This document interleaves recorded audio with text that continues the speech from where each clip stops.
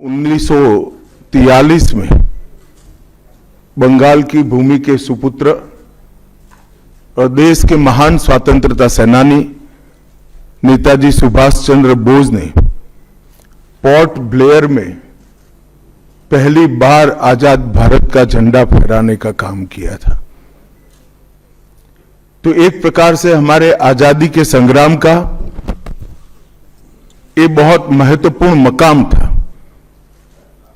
और इसके कई साल बाद, 8 दशक बाद, आज 30 दिसंबर को जब हम पीछे मुड़ कर देखते हैं तो बंगाल के लिए भी आज से लेकर अप्रैल तक का समय बहुत महत्वपूर्ण समय है। अप्रैल में बंगाल में विधानसभा के चुनाव होने जा रहे हैं। भय, भ्रष्टाचार, कुशासन और घुसपैठ की जगह विरासत, विकास और गरीब कल्याण की एक मजबूत सरकार बनाने का बंगाल की जनता का संकल्प बंगाल में जहां पर भी जाते हैं वहां दिखाई पड़ता है। तृणमूल कांग्रेस के 15 साल के शासन में भय, भ्रष्टाचार और कुशासन और विशेषकर घुसपैठ से बंगाल की जनता चिंतित भी है, भयभीत भी है और आशंकित भी है।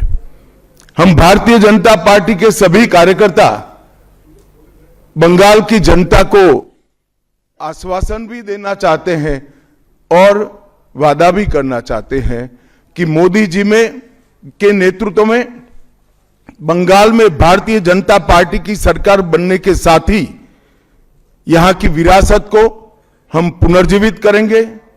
विकास की गंगा फिर से बड़ी तेज गति से बहेगी और गरीब कल्याण, जो बंगाल का आज बहुत महत्वपूर्ण मुद्दा बना है, देश भर में जहां जहां एनडीए सरकारें हैं, भाजपा सरकारें हैं, हमने गरीब कल्याण को प्राथमिकता दी है।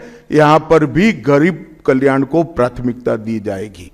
और इस सब के साथ साथ एक ऐसी मजबूत राष्ट्रीय ग्रिड बनाएंगे जो बंगाल से घुसपैठ को समाप्त कर देंगी।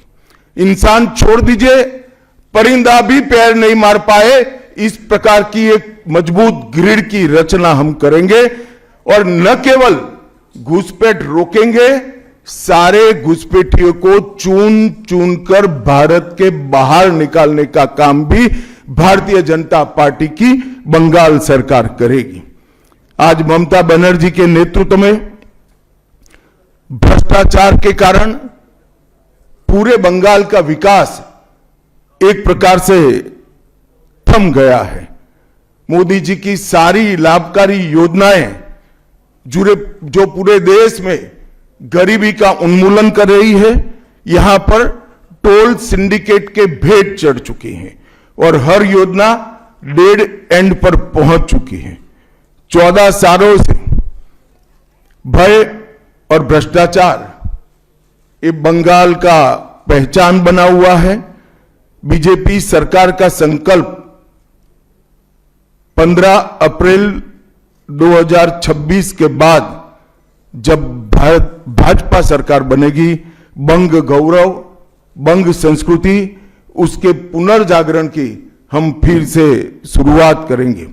और विवेकानंद जी, बंकिम बाबू और गुरुवर टैगोर और श्यामा प्रसाद मुखर्जी के स्वप्न का बंगाल बनाने का हम फिर से एक बार प्रयास करेंगे।